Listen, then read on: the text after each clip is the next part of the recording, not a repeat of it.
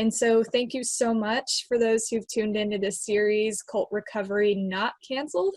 I really appreciate it. It really has been a light to me personally, and I think to others during this really difficult time that's been going on right now. And I wanted to thank our presenters who are here today, Cindy Matthews and Juliana. Thank you guys so much for being here, for spending some time with everything that's been going on. I just so appreciate you guys.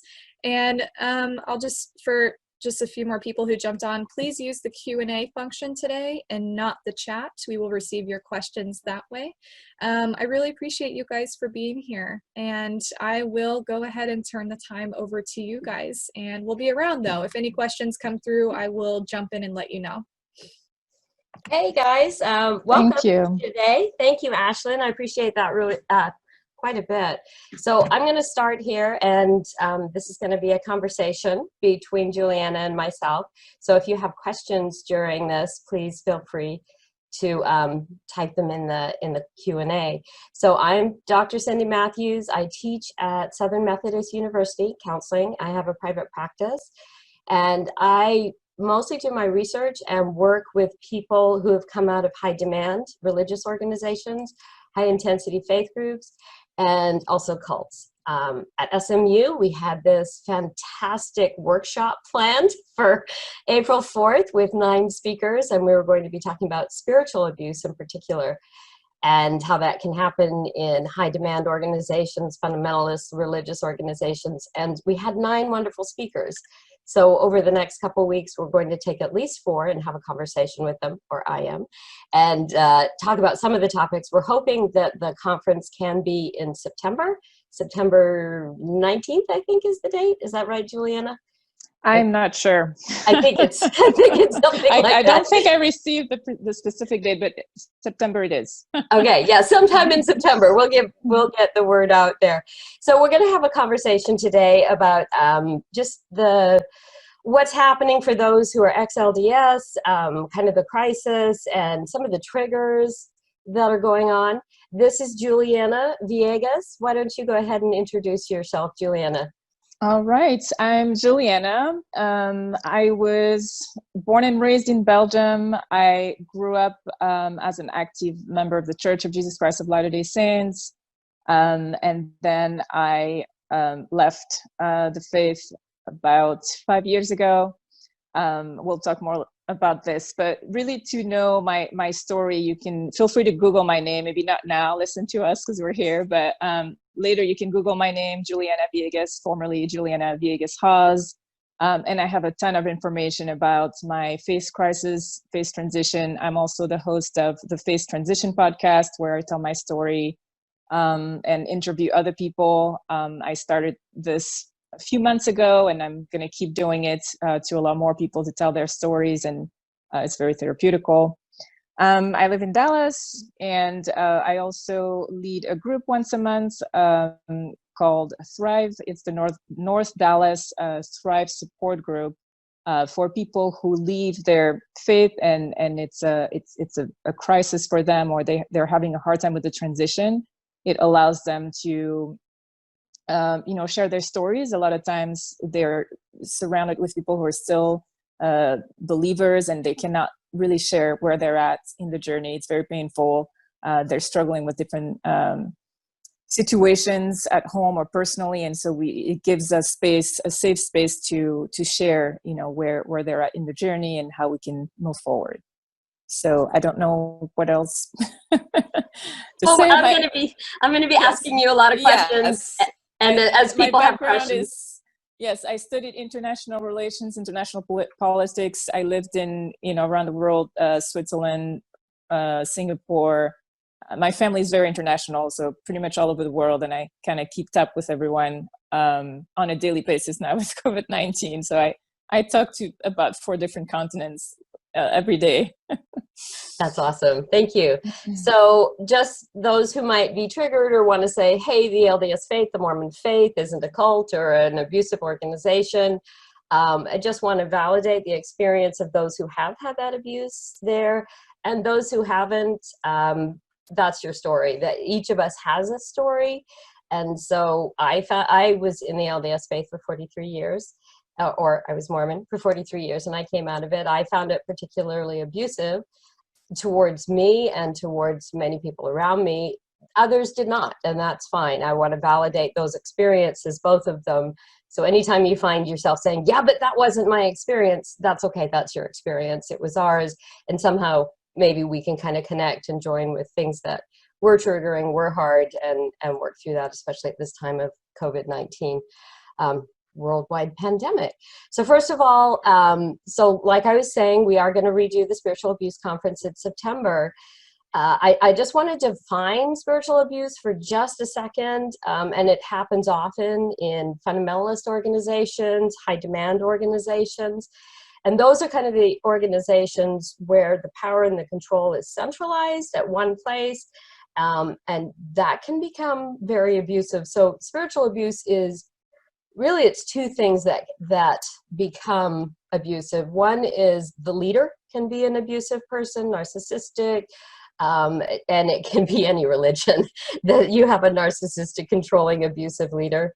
The other thing is the doctrines can be used to be spiritually abusive. So for example, doctrines against LGBTQ, doctrines against women being told to submit all the time, doctrines against certain ethnicities. For example, before 1978 in the LDS Church, it was blacks in the priesthood, and blacks weren't as valiant.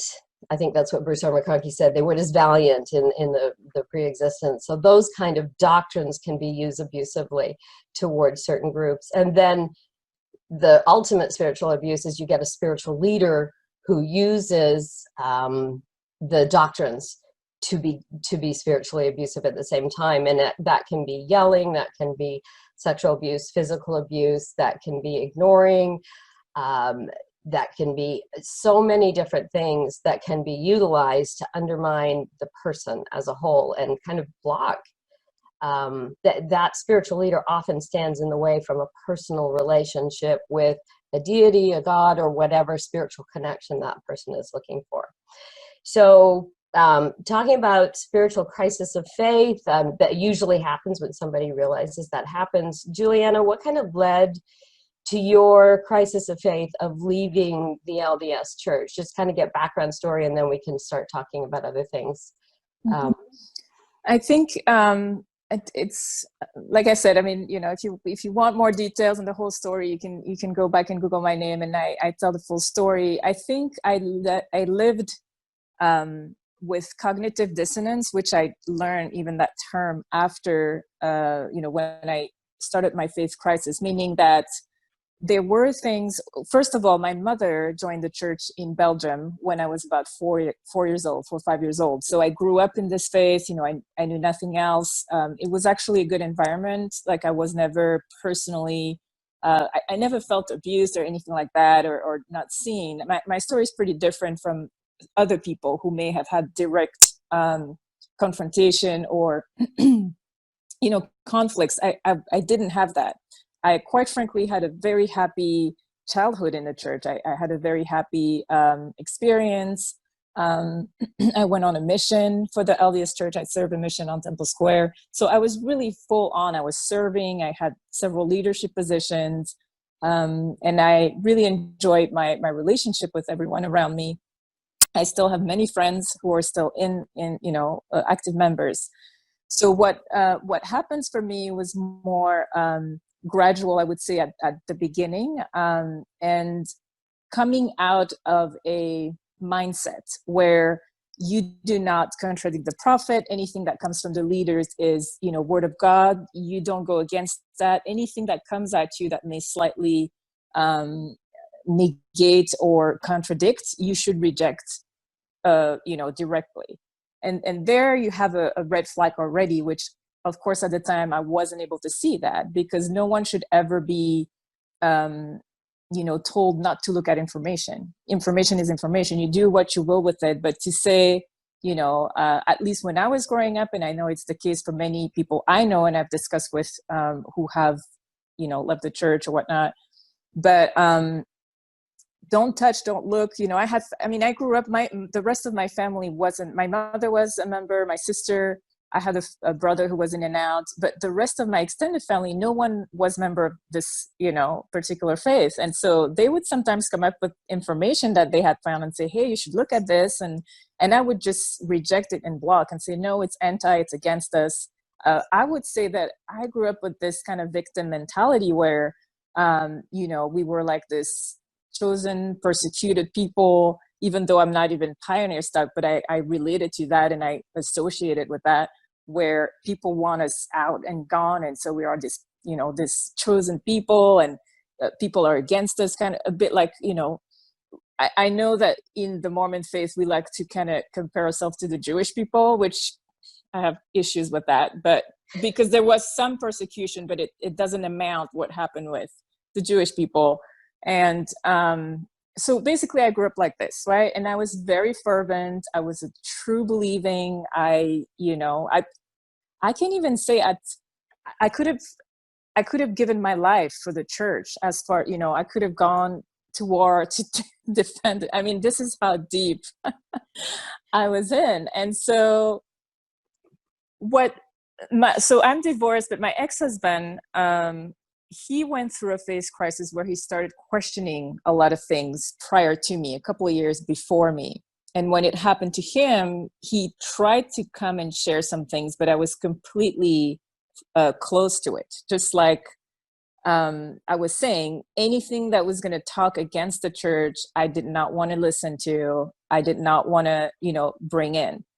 And I think subconsciously, now I know, looking, from the outside, with hindsight, subconsciously, it's a terrifying thing to even begin to question your foundation that you've stood on your whole life.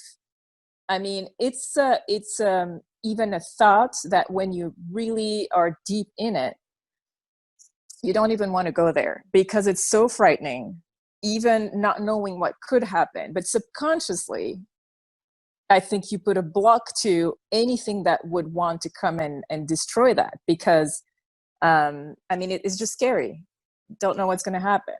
So basically, he went through his phase crisis kind of alone. He read Rough Stone Rolling, which at the time, back in 2009, it came out earlier, but he read it around 2009, 2010, was kind of an eye-opener to him.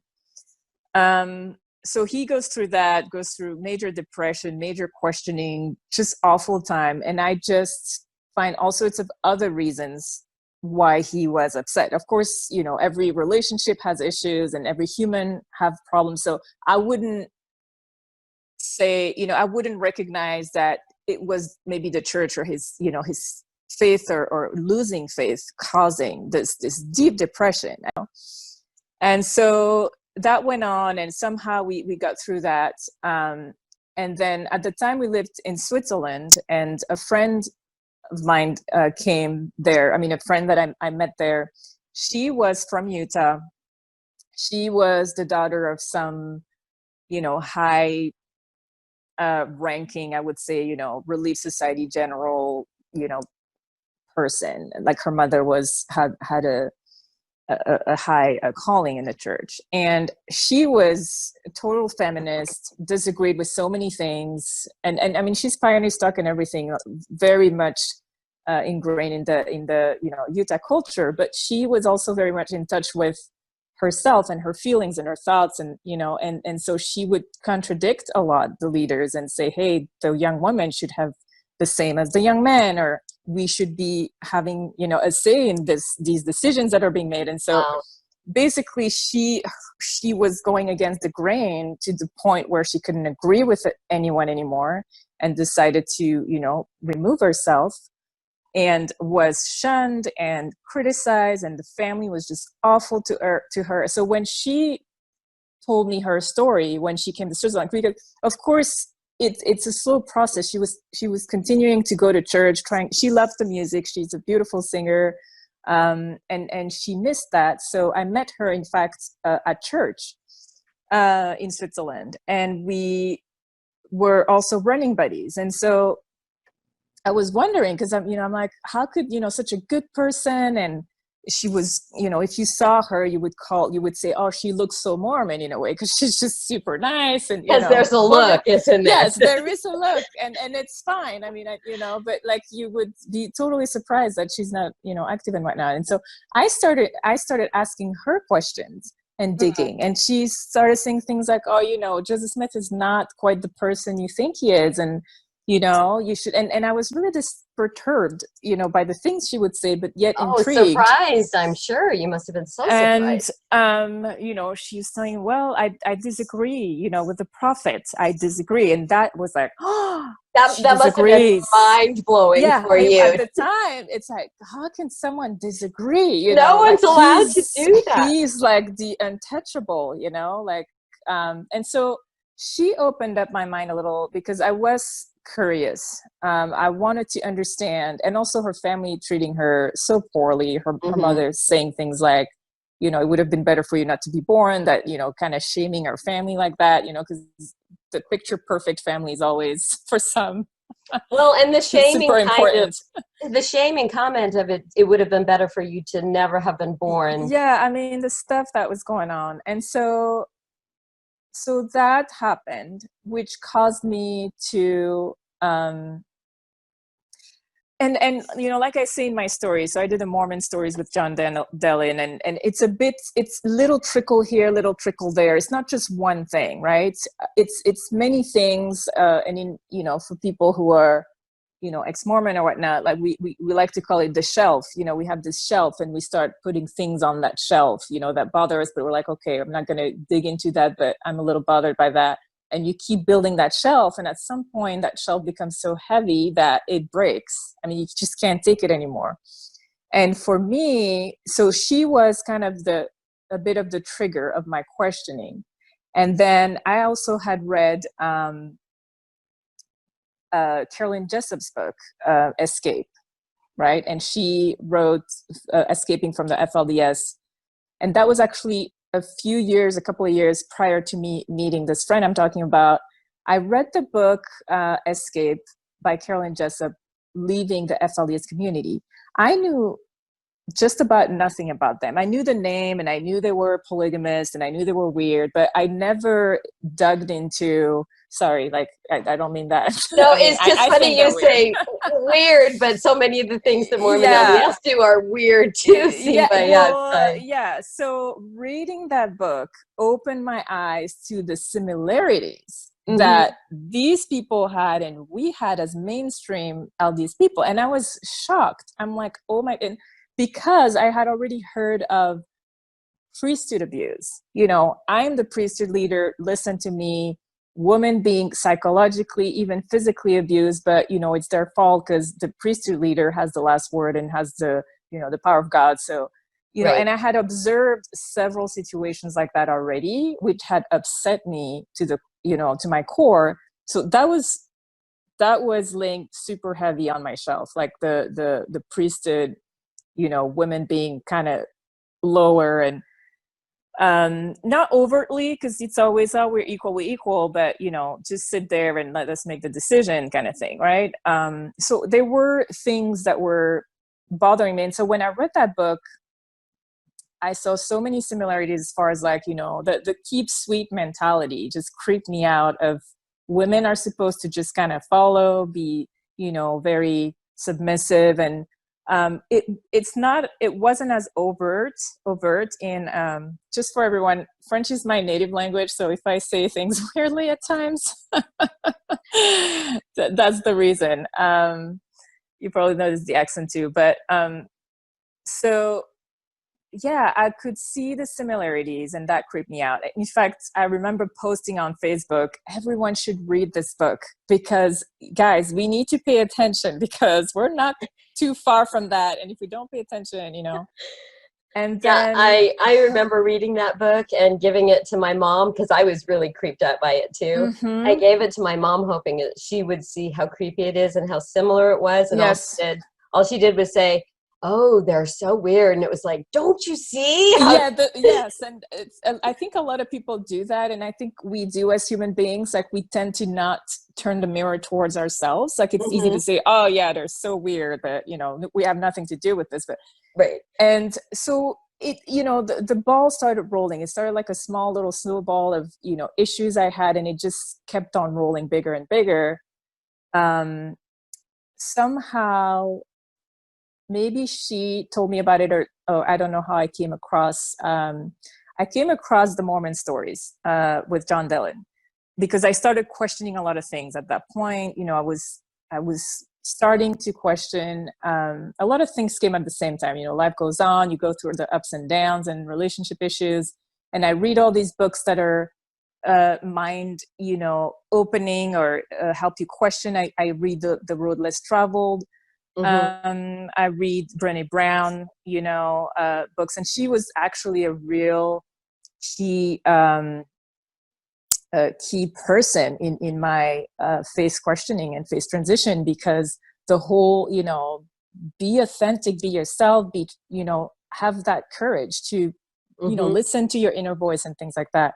And I decided to go on that journey to be like, okay, what is it I really want to believe, or like, why do I not listen to these triggers, or this cognitive dissonance, so these unease I feel inside, like, what is it? And so the more I start digging into that, wanting to be my authentic self, wanting to express myself the way I am, disagree if I want to disagree.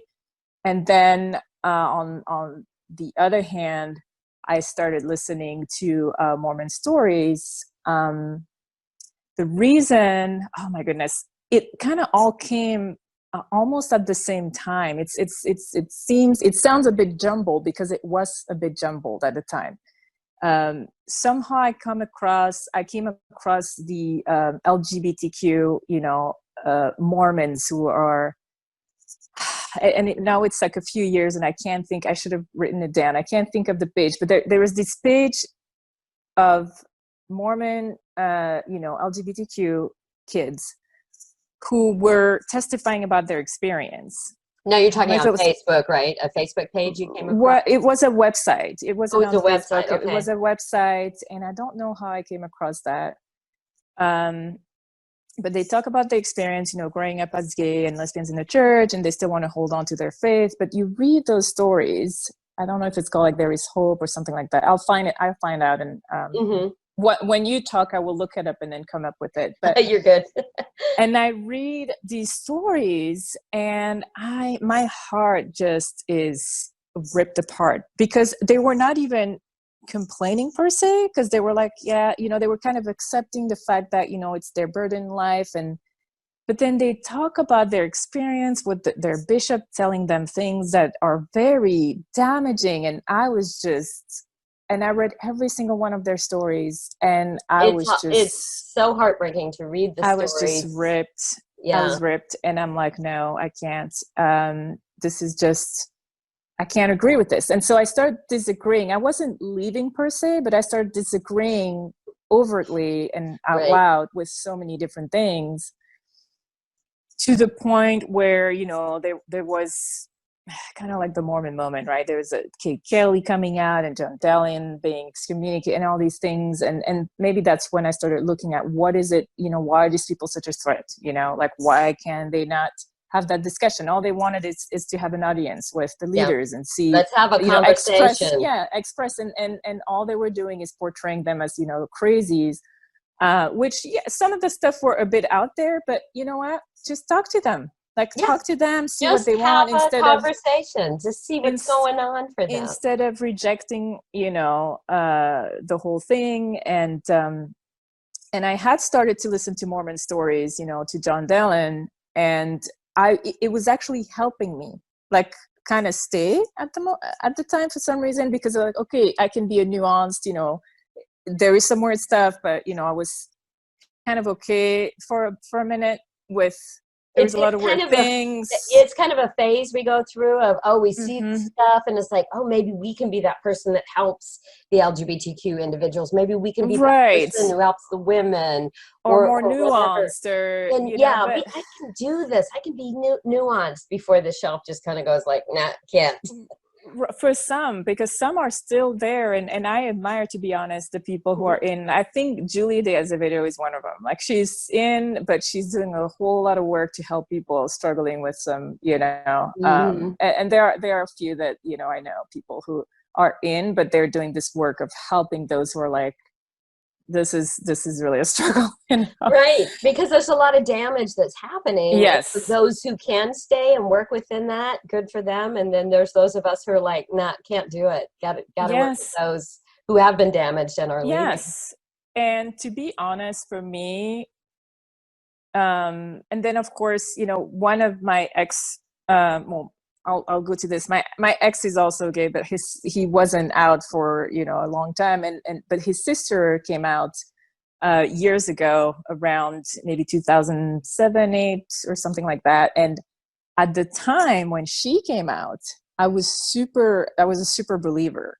right? I was super Mormon, and I was upset with her, not for being a lesbian, but because she was in Utah, super Mormon Utah, Layton, 4 daughters, they were like this picture perfect family, and then this happened, and I was just so upset that in my opinion, she should have waited for the kids to grow up and leave the house, and then she could have lived her life.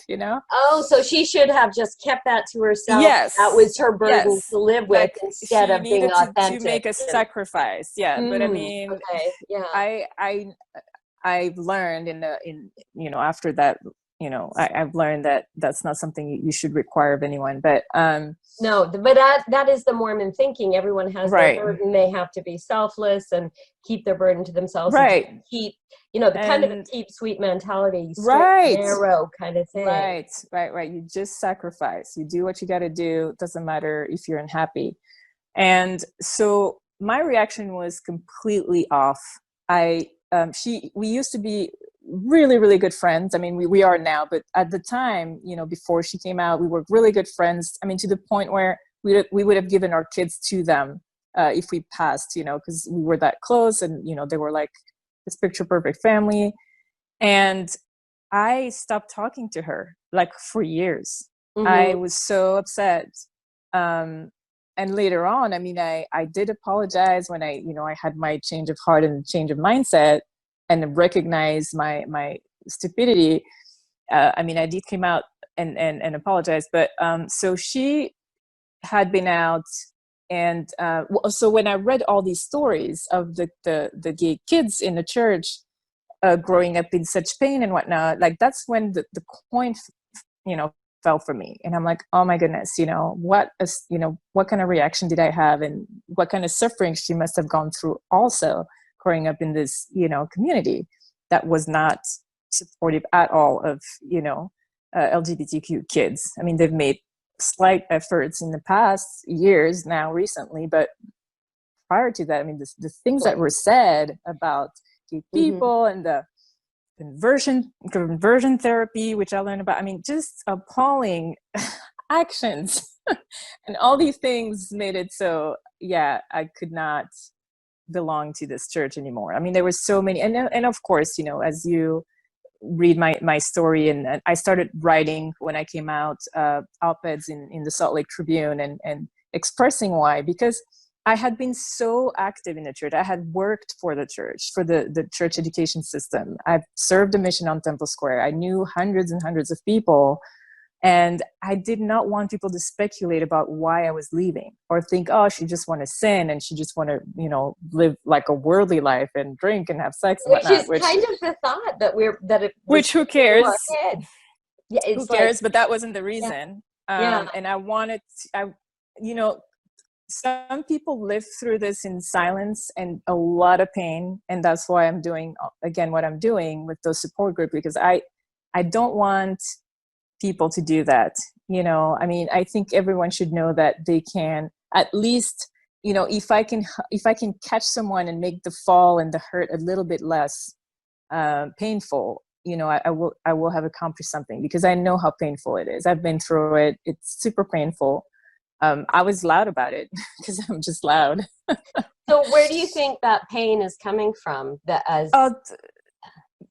ahead. Sorry. No, go ahead. So where's that pain coming from, that it's like, this is so painful, so much so that you want to help catch other people? Where do you think the pain is coming from as the crisis of faith happens? What's going on, do you think? I mean, for you, the betrayal, and I'm just repeating, as I've talked to now hundreds of people and communicate with hundreds of people since it's been since 2015 now, about 5 years that I've come out publicly and written all of things. So I've been in contact with a lot of people, hundreds of people, and the pain comes from the betrayal of not telling the truth. And now the church is trying to gaslight. You've seen they come up with those essays and this and that, because just the wave of people saying, hey, you did not say that to me when I was in primary. You did not say that Joseph Smith translated the Book of Mormon in a hat with a stone and never had the plates in his hands or in the room. Like, why did you show me that picture of Joseph Smith, with these beautiful golden plates? And, all these things that we grew up with, explain a certain way, and anchored in our brain, and we believe, just like you believe in Santa Claus, but we never woke up from it.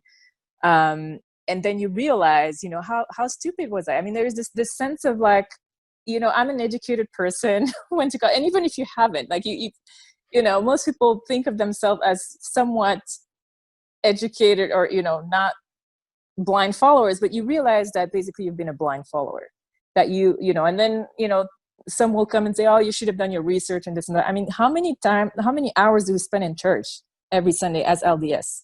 3 hours. mm-hmm. And in these 3 hours, you're not capable of telling the truth about the history of the church. And you just tell all these stories of Emma being crazy, when no, she wasn't crazy. She was sick and tired of her husband philandering and lying about, all these young girls that he would have sex with and whatnot.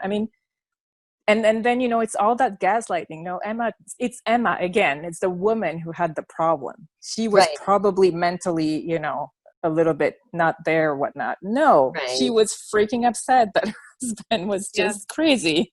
I'd like to make a comment real quick too, based off of a question. Well, it wasn't so much a question, but just kind of affirmation of what you're saying, Juliana. They said most cultic groups say that you leave because of the world, either sex, drugs, etc., kind of like what you were saying. But in reality, most of the time, the cultic group and their behavior pushes you out.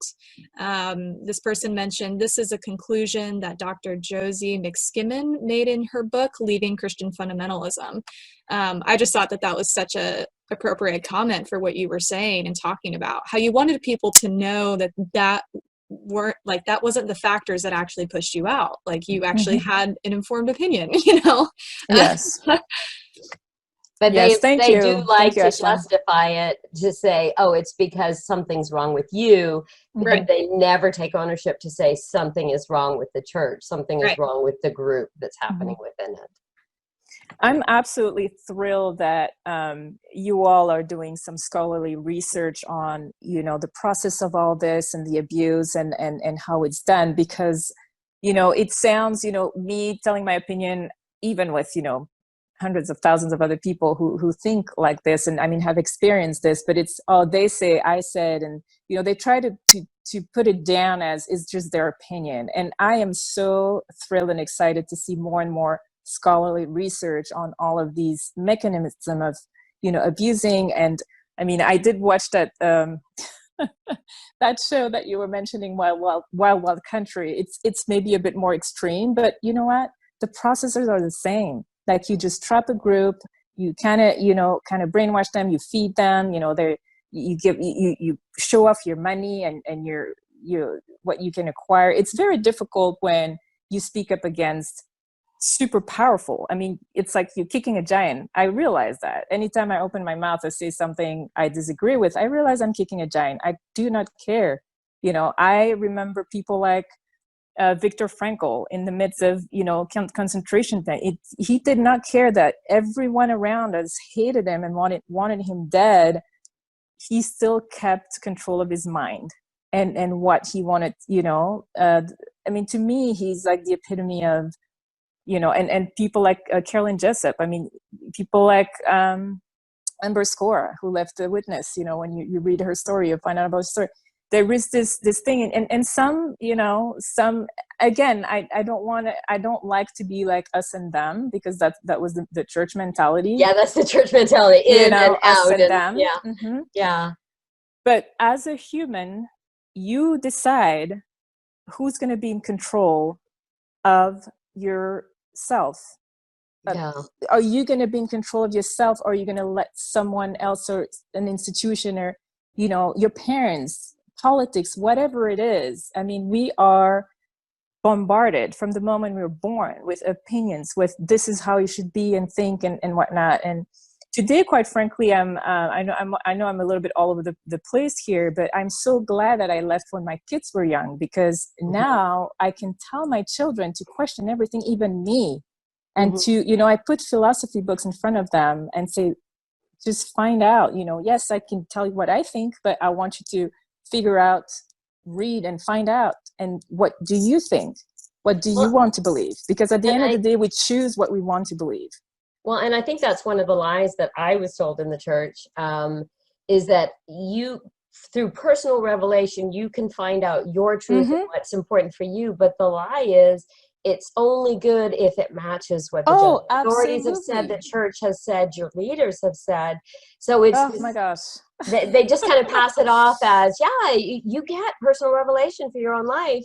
Yeah, you can figure out if the church is true, but if you are in disagreement, you are wrong. Yes, it's the biggest lie. There is no personal revelation. That is complete bullshit. Because as soon as you're like, my revelation is different than what the prophet says, it's like, well, you in the wrong, you know, you like, you crazy like Emma. Just go. Something's wrong with you. Go where Emma is. Well, and you talk about kicking against the giant. We did kick against the giant. However, that giant thought that they were supported by God, because I think some of them actually do believe it. Oh, probably, yes. And it gives them all the more power to think, I have this God. And it's the easiest way. It's the easiest way, and it works for any religion. I'm sorry, guys who are listening, who are you know, religious, I would say, because I consider myself spiritual, non-religious. But I think it's the same with every religion, just about, you know.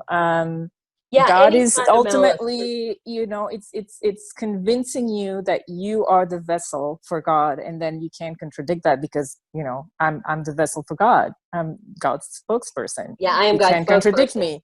Yeah. How about be your own? Like, so Christy has a really good question here, and I'm gonna go. And hi, Christy, good to see you.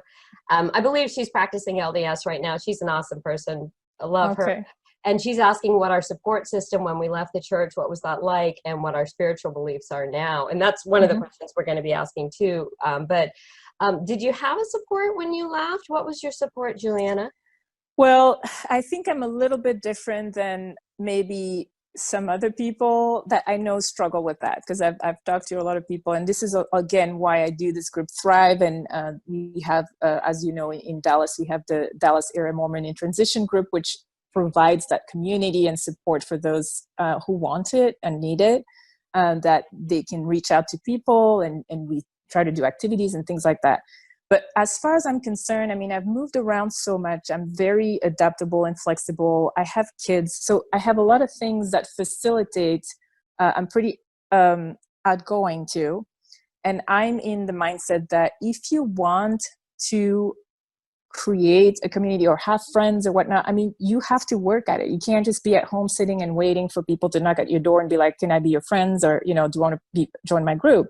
So and it's an active participation. It's an act. Yes. I mean, be creative. Today, I mean, we're in 2020. There is so much. I mean, it's COVID-19 now and we're quarantined, but I mean, you go to a meetup group, or you go find out what you like to do. I mean, have some hobbies or whatever, or start something that you've always wanted to do. But if you like to dance or to hike or to bike or whatever, go find that group. Go find those people. They're out there and they've done the same thing as you. They went and found who is it out there that likes to do the same thing I do. You know, everywhere I've been. Oh, sorry. Now, I was going to ask you a question. So your spiritual beliefs now, how is that helping you through COVID-19 right now? So what are your spiritual beliefs and how is that helping you right now? Because I know when I was in the church, it was very much look to your leaders, all that kind of stuff. You know, as far as community goes. Yeah, as community and spiritual beliefs, how is that helping you through COVID-19? How is that bringing you any kind of peace? Wait, what? My spiritual, where I stand spiritually, how is that bringing me some peace? Yeah, I so think maybe go ahead. So I think I've already done that work prior to all of this happening. I've also gone through a lot of crisis in this past couple of years, including losing my mom a couple of months ago.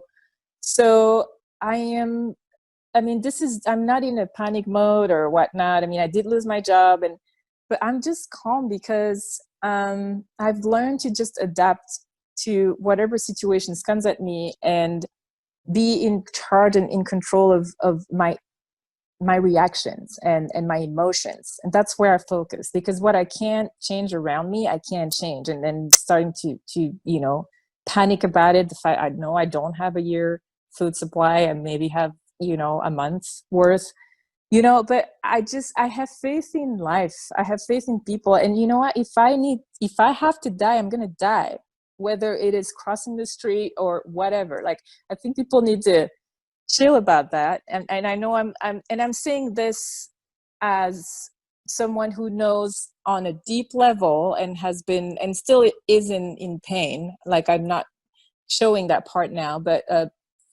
because of the loss of my mother, and then one of my close friends just lost her father. Someone I knew who served in Belgium just passed away. I mean, I am basically getting acquainted with death in a way that, you know what, it will happen when it happens. Nobody knows when it will happen. So, yes, I mean, be wise and try to do what is necessary for your family and whatnot. But there's just so many things we're not in control of right now, right? So what do you believe spiritually right now? Do you believe in God? Do you believe in an afterlife? Where are you right now in terms of those beliefs? It's difficult for me to express what I believe, because I don't, I've tried atheism and it didn't suit me. I actively tried to believe in nothing. I don't like to use the word God a lot because it puts me in the religious category, but I guess we need to use words in order to understand each other. I don't like, and I recently watched a comedy, this guy who's like, he just makes a lot of jokes about spirituality and whatnot, but he says, whether you call it God or the universe, at the end of the day, it's the same thing you're talking about. It's this greater power and whatnot. And so I do believe in some kind of greater power that, helps me wake up in the morning and have faith that things are going to be okay. And, it's beyond me. Like, there's something beyond me. I don't know what to call it. And I don't really care to, have specification. Like, I think that's what creates conflicts with religion and people. It's like, everyone wants to be right in how it's described and defined and how it looks like and where it lives, in which kingdom on, we don't know shit about all that. So for you, it's okay to be ambiguous it's fuzzy. very ambiguous, but it's real. So I don't know. It's real. Just like I was, because I observe things in my life. Like, for example, a couple of months ago, maybe 2 or 3 months ago, I reconnected with these childhood friends. One lives in DC, one lives in Belgium. We grew up together in Belgium, but we hadn't talked for years and years and years. And then all of a sudden we reconnect and we're so super excited. And now we've been talking every day.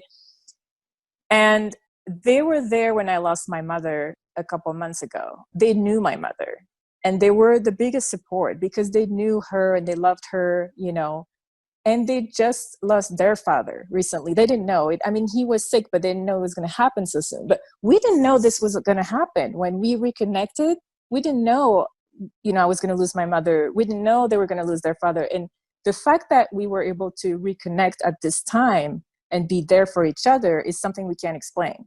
And to me, that's the beauty of, and that's what I call spirituality, or the fact that, for example, when my mother passed away, I started reaching out to different people to let them know. And I used, I think I told you that story before, but I used a music for the funeral that was a mixture. My mother was born in the Congo, and then married a Belgian, and so moved to Belgium, and that's how I was born there. But she was born in the Congo from a Portuguese father and a Congolese mother. And I used the music from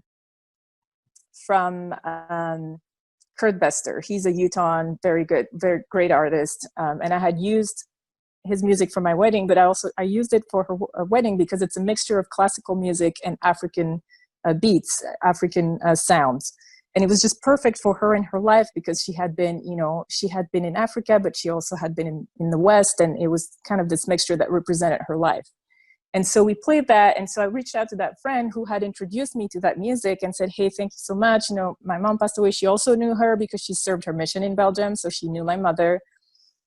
And I shared with her that I had shared that music that she had shown me years and years ago. And she was like, wow, this is amazing. Of course, condolences and all that. Because I was on a cruise just a month ago and Kurt Bester was on the cruise, and we talked. And I mean, just these weird coincidences that brings people together in some strange ways. To me, that is my spirituality that I honor, that it's observe. unexplainable. Yeah, it's unexplainable, but you don't feel the need to explain it. Right. And you can call it coincidence and this and that. And science sometimes is a bit harsh on like the way it wants to be, also very square about everything. I mean, science first, don't get me wrong. Like, I'm going to listen to science before I listen to anything else. But I also don't like the rigidity sometimes that do not allow, experiences that you can't explain. And I've had a ton of those. Again, I am not a religious person. I don't have the need to like pray or whatever. I meditate every day, but to me that's it is spiritual, but it is also very much scientifically proven that it's very good for you, and I'm a proof of that. I mean, it helped me through my faith crisis, my faith transition. It helps me now during this crisis. That's why I'm so calm. Like, I lost my job, I just lost my mother. Not that it was easy, it was the worst thing that ever happened to me, and I was a mess. But because of meditation and exercise and those things that I choose to do in my life, I can handle hardship now. And I try not to, I use the tools I have to cope with things around me. So do you think you're handling them better now than when you were in the LDS church to deal with the hardships, or what do you think?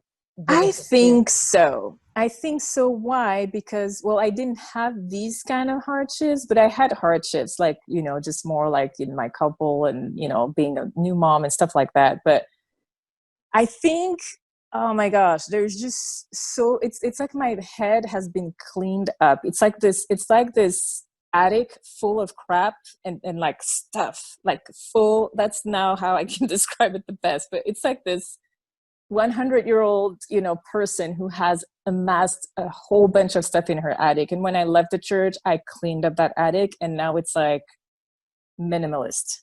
It's clean. There is only what I want there. So you really can get in touch with that authentic self and not be like, there's all this other stuff. You should do this. You should do this. Yes. I would trade that for nothing in the world. Nothing. It's yes, that's where I want to be. So after I left, my mom passed away, and a number of things happened that were tough, and that was seen by family members who are still LDS. They said, see, God is punishing you. This is punishment for you. Is that something, and that's called magical thinking. If good things happen, you're doing good. If bad things happen, you're doing bad. That kind of thinking. Did you have that kind of experience of when bad things happen, people were saying, see, you should be doing this, or what was your experience with the good and the bad happening? I haven't had anyone say that to me, but I know it's a mentality that members of the church that are very believing can have. Not everyone. I don't like to put everyone in the same bag, because again, I have a ton of wonderful friends, if they ever listen to this, that are very believing Mormons that I adore. And they're more open-minded, because if you're my friends, you have to be a little more open-minded. But So not everyone's like that, but I know I felt like that. So that means many others did. I know I thought, okay, but now it doesn't even faze me, because I can always point out to someone very active in the church who has a whole load of crap happening to them, whether it's cancer or their kids dying or whatever, you name it. It happens. What happens out of the church happens in the church. And I can easily point it out. So to me, it means nothing at all. I mean, that's just, again, it's almost like a superstition, like your garments are going to save you from an accident or whatever. No, people have died with their garments on, like stuff that, it's all, it's just, they're all little ways to control people. And these stories that, perpetrates themselves, it's just so annoying, because you always have a group of people who are going to believe it. And I remember believing some of that stuff, I would because it's inspirational and makes you feel good. And it's like, they almost got in that. Well, I also almost got in an accident several times and didn't die, and I didn't have garment. You can just always, you can always find the same stuff outside, inside and out. It negates it, like on the spot. I wanted to jump in because this was a great question that was just asked. What did your daily life look like when you were part of the LDS? How often did your membership in the LDS consume your mind and mental space? I thought it was an excellent question. It is a very good question. And to be, is it for me or Cindy or both? Oh, go ahead, Juliana. This is your conversation. So to be honest, it's 100%. I mean, when you're LDS, it's like this mantle you wear, and every action you do, almost every action is second, you have to think, okay, how would a good member of the church, what would a good member of the church do? I mean, already it's laid out for you how you should live your life. You should wake up and pray and have read your scriptures, and then you should, go about your day, but always have the Lord in your heart in everything you do. And then, I mean, really, it's whether it's good or bad, whether it helps people, whether it makes people be better or not, sure, but it is a fully controlled, you're controlled, like you're told how you should be, what you should act, what you should do, and then you don't realize that you are, because it becomes a habit, just like, and then you feel super guilty all the time because you're not 100% doing what you should be doing. And so it's this thing. And for me, it was okay, because I wasn't like a guilt ridden person, but like my ex, for example, I mean, he felt guilty about everything, because there's so many things you should be doing, like visiting your neighbors and doing this and doing that and doing your calling and being prepared and serving more. I mean, I know some people who have had serious health issues because of how overworked they were by the church, because as long as you say yes, they'll keep adding on responsibility. It definitely is. Go ahead. Oh, go ahead. No. I was going to say, it's definitely a gospel of works, not of grace. Oh my gosh. And it's this perfectionistic thinking, be therefore perfect, and you never can quite measure up. And it is always constantly thinking, what can I do better? What am I not doing? And then going to church and being told, 20, 30 things every sacrament meeting of what you should be doing again, or conference, or wherever it is. Go ahead. You were saying about bishop? I think 90% of the bishop I had, I mean, I've in Belgium at least. So, and I was in Belgium from, 4 years old until 18 years old before I came and studied here. But so I had, a dozen of bishops. I think 90% of them left, burnt out. They left the church, burnt out, and also they probably found out, all the lies and stuff. But yeah. And what saddens me is to see the health of some of my friends that have gone through some really deep, hard issues. And I know that part of it is overwork. They were overworked. They will never admit it. I know they will never admit it, because they're like, oh, it's the Lord's work. But I mean, I'm sure that the Matheson, who were general third area authorities in Europe. You know who I'm talking about? Oh, his first name doesn't come, but it's the Matheson. So anyways, he was in charge of all the different congregations and whatnot, but I'm sure he could testify of that, how the bishops and the stake president and whatnot. I mean, they're all about families, but these people have to spend so much time outside of their home to go and serve and do other things. And, some of the families will say that they didn't see their father or the mother was just constantly like busy bee, Right. And it's the thinking of, so my dad was a bishop in Ontario for a while when my brother and I were born, which is like a 4-year time span. And my mother, when she would get tired or say, hey, I want you home, he would always say, I wasn't there, but this was what I was told was, I'm doing the Lord's work. I know it's hard. The Lord is going to give you more strength to get through this. And it was, she became kind of resentful to be having these 2 little kids, and he had a job and he was doing the work that he thought he was supposed to be doing, and believed that she was going to get the support that she needed from God. And she was also Relief Society president at the time too. So that just this constant do was overwhelming. Yeah, and think of those who have 6, 7 kids or whatnot. Like, right? Like I don't even. Well, know and we how were that number works. 4 and 4 and 5, so she had 3 others as well. Yeah, because I mean, it kind of went away a little, but that mentality of having a lot of kids was also a big deal. Like if you any of you listen to my podcast, like I have a conversation with Dusty Rhodes. He's a scientist, a herpetologist, and he grew up in a big family, and he's the only one I think who left. And of course, he's looked down upon, but he grew up in a family like that. And at some point, I kind of play devil's advocate, because it's like, oh, and I just resent, the fact that my father, we had this big family and he gave all the money, like for tithing and stuff. I'm like, oh, why did he have so many kids to begin with, And it's like, well, he was, he's like, well, he was following, the example of the prophet or whatever at the time, because, there is this, even whether conscious or subconscious also, however many kids the prophet has, or the leaders have, like you kind of have to match that or whatever, like right. Not to say all the born kids, we love you, we're glad you're here. So but right, so in terms of right now with COVID-19, are there things that are kind of triggering for you, or things that are weird? Like I know food storage was a big thing, and right now in Utah, they're seen as the biggest hoarders of food, and it probably has to do with food storage. Yeah. When you're thinking, oh, I don't have toilet paper, I don't have all the food, are there things that are kind of triggering for you right now with the isolation, with everything that's going on? To be honest, it's funny that you say that, because I talked to a friend in Utah right now, last night, and he was like, yeah, I have to go like at 6 a.m.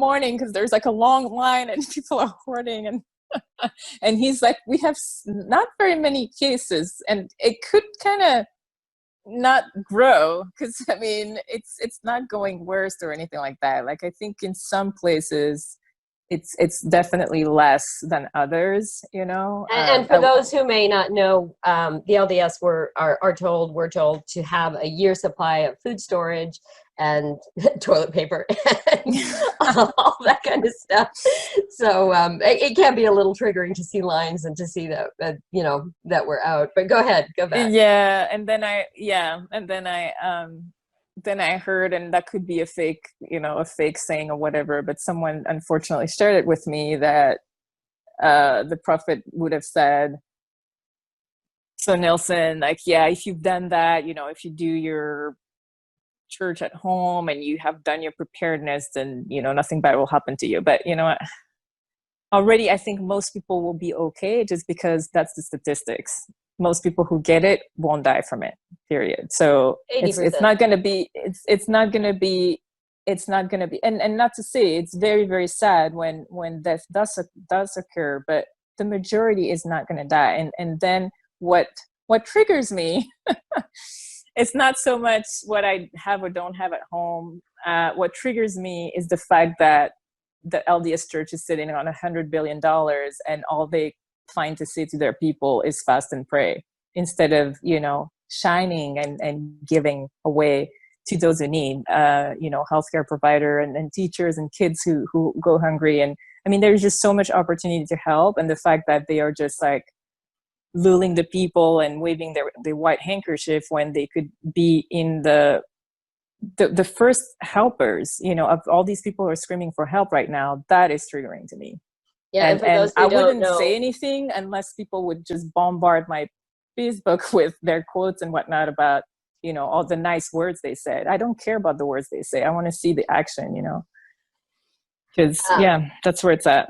And for those who don't know, there was a story recently out that the LDS Church has $100 billion, and they've come out and said to everybody, we're going to have a 24-hour fast, go without food, continue paying your tithing, pray.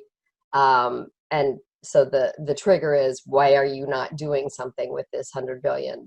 Well, I mean, you can go to Wall Street and Washington Post and whatnot. It's the fact also that they don't pay tithing on that, and they just sit on it, and it's just this growing, wealth that, and then it's money, and it's real estate. Like, I kind of scanned through like what was told, during conference, which I don't really care too much, but they're building all these temples all over the world, in China and Dubai and this and that. And it's like, I mean, it's corporation. It's like, it's money and real estate, and you're buying your way in, and, and it's like, well, I hope at least that they'll use that if there is like some kind of, crisis or catastrophe in the world, that they'll use these buildings to help people at least, if it can serve somehow, sure. But if it's just, kind of so that is very triggering for you to just watch Wild Wild Country. Okay. No, you've seen it. I'm talking to the audience. I like Gina's question. Did you ever find COVID situation triggering in terms of feeling like maybe they were right? I'll answer that, and I'll let you answer that. I don't. Maybe they were right about what? Like that this is the apocalypse. This is the second coming. Oh my gosh. So for me, it's not personally like that, but I do have family members who are saying that, and I'm seeing it on Facebook too, of people in the church saying, "See, this is the end of time. See, this is about right before the second coming. You need to get back. Here is your time to get back." And for me, I'm like, no, we're good. So for me, I've worked through that already. How about for you, Julienna?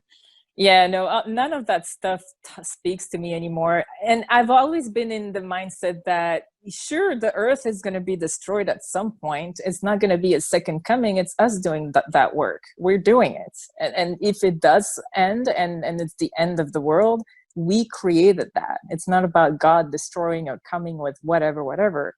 I mean, if anything, I do hope that coming out of this crisis, we will all be a little bit more mindful, a little bit more, centered, even though things may or may not have been blown up. I don't know. Like, the media, this and that, like I have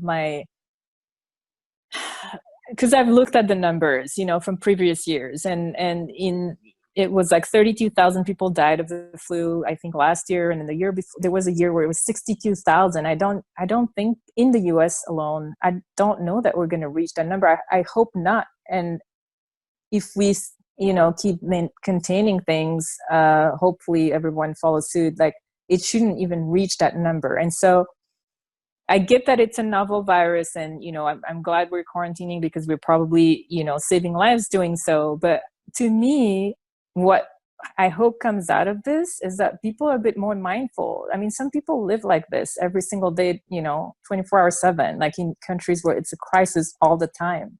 I hope that compassion will grow, that we will be more in touch with what matters most, our family, nature, and stop being these busy people destroying the earth, And so, right. If anything, I think it's kind of a good thing that we are forced on a global level to slow down and observe. Just observe. Observe how do you live. Observe what you do, what you're doing to, your relationships, and even looking inside yourself. Some people are going stir crazy. I shouldn't laugh about it because it's not funny, but some of the stars are making me laugh because you can tell that they're so used to like having this big audience and all these entourage, and now they're like, oh my gosh, I'm dying alone in my bed. And I was looking at, what was it? Who was it? Sharon Stone, like filming herself in her bed, like half naked. I'm like, what is wrong with you, woman? Like, don't you have someone to call? Like, but they look so freaking desperate. I'm like, look inside. I mean, I don't mind being alone. Like well, maybe because I have kids, but I enjoy being by myself. Like So, I'm at peace and comfortable, you know. I mean, I'm so in touch with a lot of people, but how are you staying grounded, Julianna? How are you staying grounded during this time? How are you kind of keeping at peace with yourself? What's going on for you? so I have my big morning 5 that I decided to kind of abide by. Like, so I wake up, I drink water. I tend to forget to drink water, and I think it's very important that we drink enough water. So water, vitamin.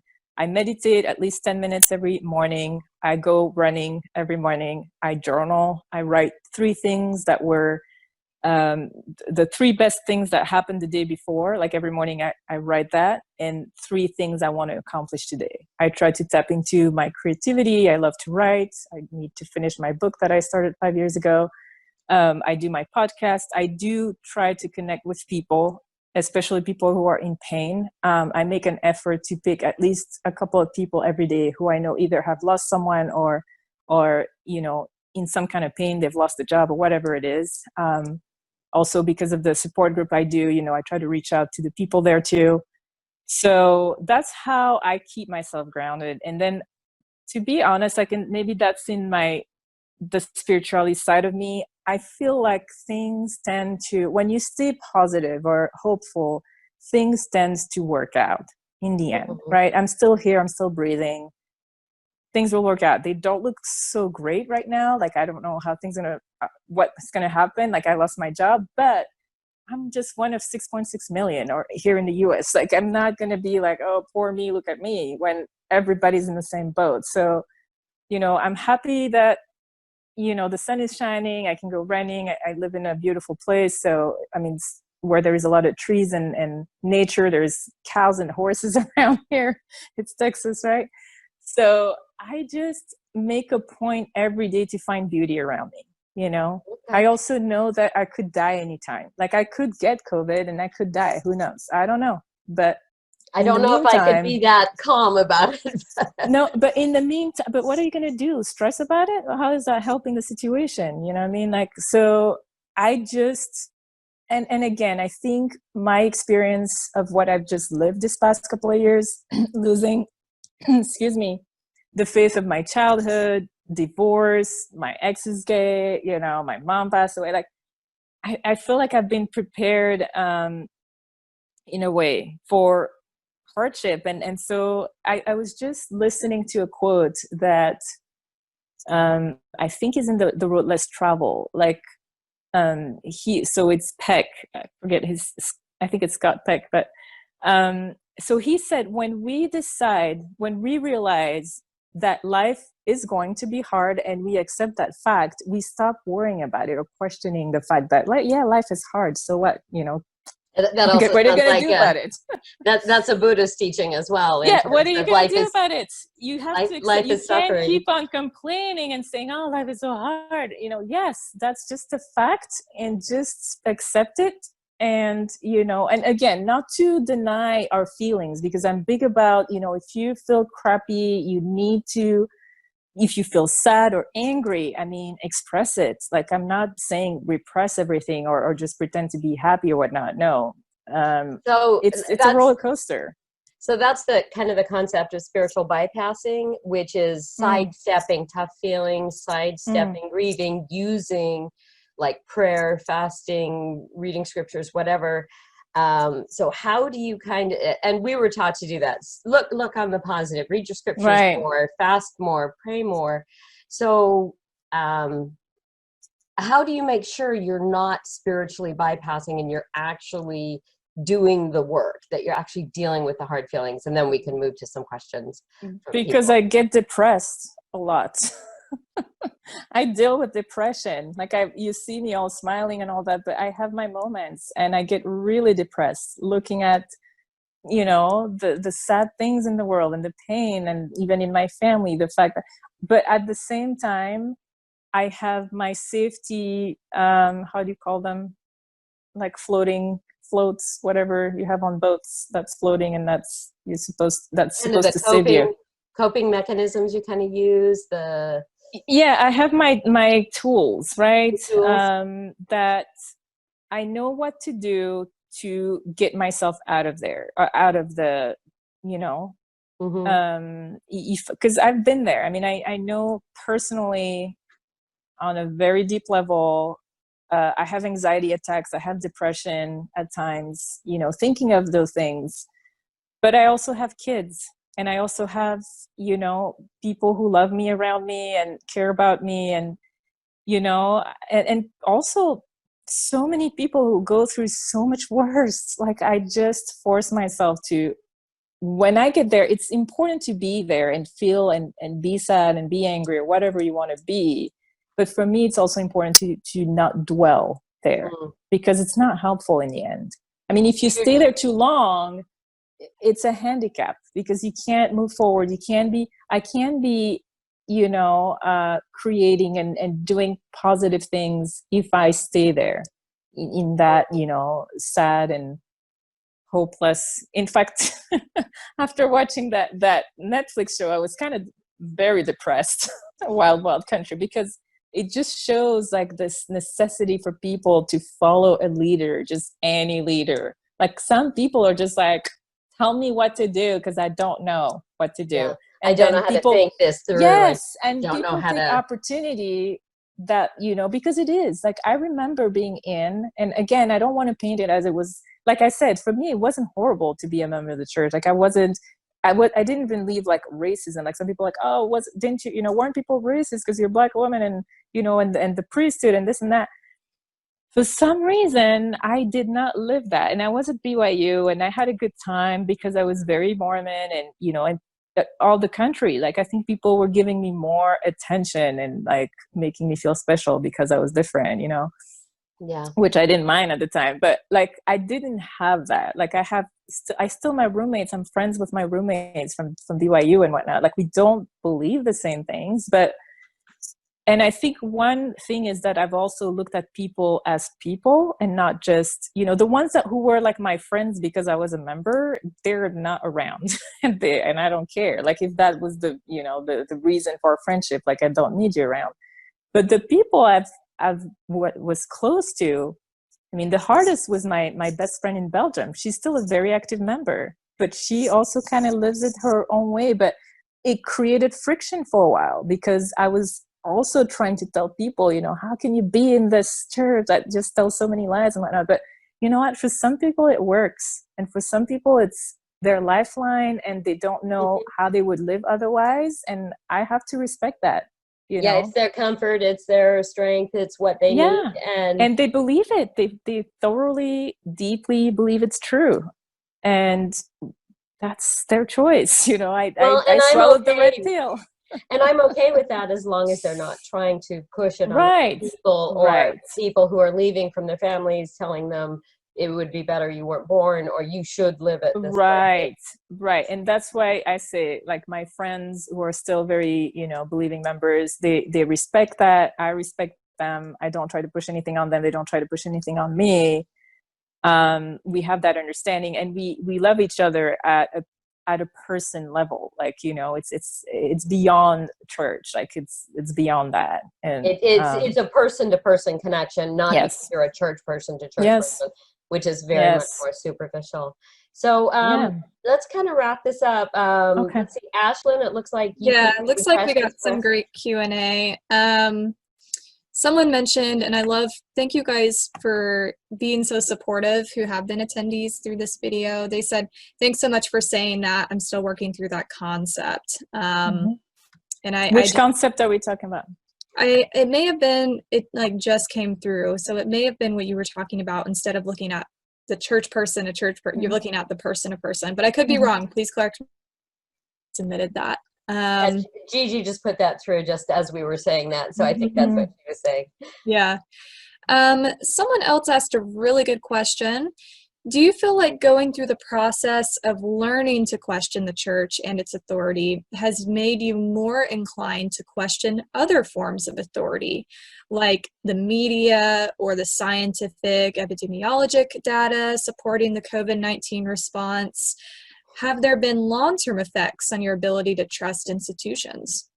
Oh, absolutely. Absolutely. And I get really scared real fast when I feel like I'm going to be trapped in some kind of like group of, group think, this is how we think, and this is how everybody should think.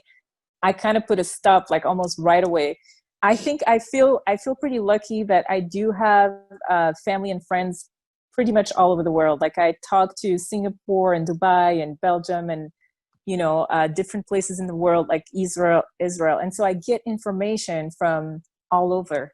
And so I'm able to kind of see how other people are seeing the situation. And I take everything with a grain of salt. I do, tend to listen more to, what the CDC will say.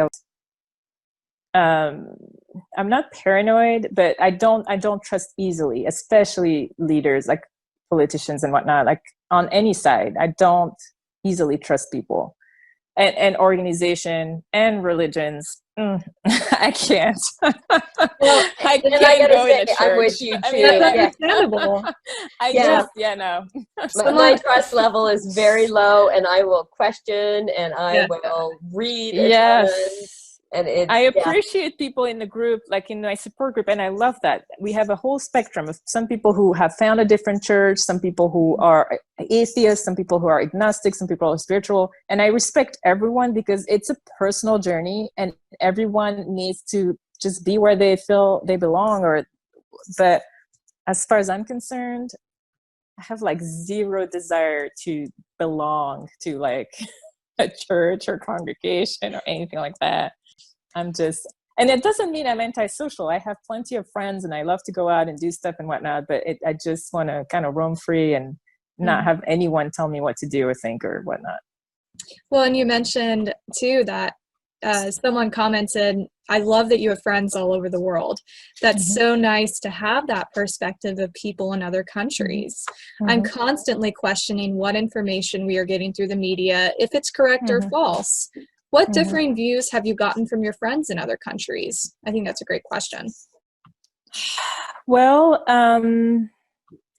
unfortunately, I kind of have to push back a lot because they see the US as a hot mess, maybe beyond what it actually is.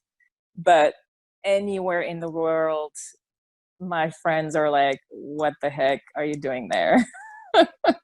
And I have to be like, it is not as bad as what you see in the media. It's the same for them, right? They are being fed all the crazy stuff happening here. But for the most part, even here in Texas, where it seems like every other shooting is here in Texas or whatever, like we've had really bad publicity this year. And I live right here. And so I constantly am like kind of looked down on. So it's good for me to push back. It also shows how alike we are. No matter where in the world, we worry about the same thing. We go through the same struggle, and especially now, we go through the same struggles. I mean, we are all quarantined, and we're all trying to sift through, what media comes at us. But the biggest thing is, their perspective of us is just not great. And again. And it's the same. I think what we have seen, for example, in Italy and Spain and Portugal, like I have a cousin who lives in Portugal, so that's very close to Italy. She's actually half Italian, but like these things are true and they're taking things seriously. Like Spain is, fining people for walking on the street when they don't need to, like $600, and they can go to jail.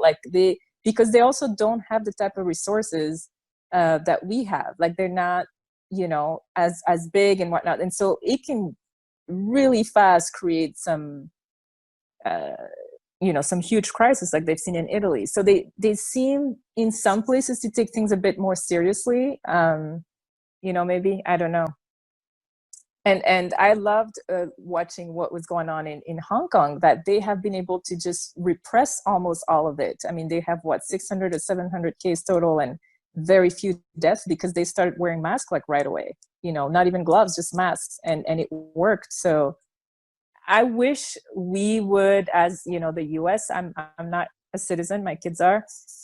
I wish we would learn a bit faster from other places. I feel like because it's such a big country, sometimes there is this sense of, oh, we know it all, we have the answers, we know what to do. And then look, you now first, on the charts, and France is a bit the same, but there's that lack of humility of learning from those who've made things work, because we think we have all the answers because we're the best, and when I say we, I don't really include myself, but the US. Well, and that may echo what you experienced in the church as well, was we have all the answers, and so very similar. That's why they like each other. Sure.